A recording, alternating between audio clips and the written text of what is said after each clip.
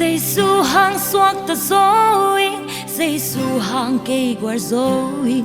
Giêsu hang kiên gầm lúa ra ngà dối sim lấy ạ cả ôm hang in thăng van mi khát hi dối Giêsu hang mi hầm pa bên cây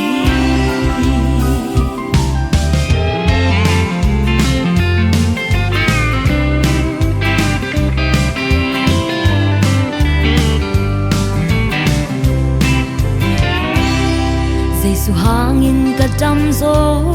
Giêsu hangin ka hao zo Giêsu hang bu jingum na ka nga zo Ayam na hangin dam na Azo na hangin hao na Calvary a sing kwam tung pan ka nga zo Giêsu hang swat ka zo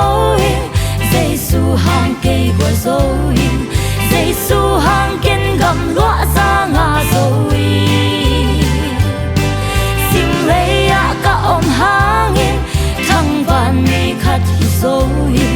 Giêsu hang mi hầm pa bên cây Giêsu hang in suak ta rồi Giêsu hang to làm rồi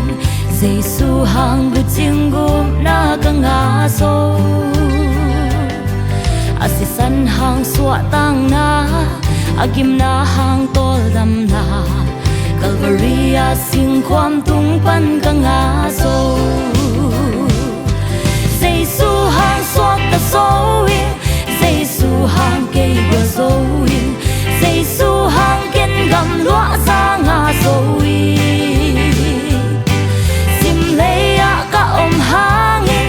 thăng van mi khát hi so Giêsu hang mi hầm pa bên cây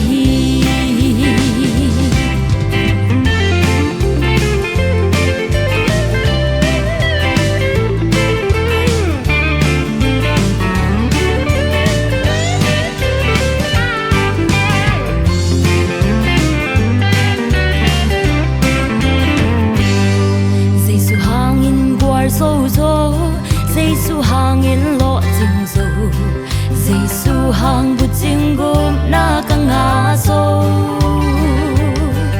Athok na hang guar zo na Hong sep sang man lo jin na Calvary a sing kwam tung pan ka nga zo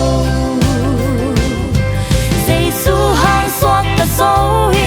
Giêsu hang cây quả zo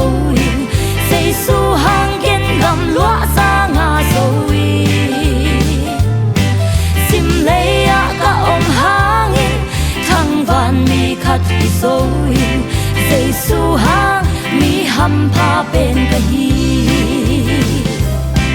Giêsu hang xoak ta rồi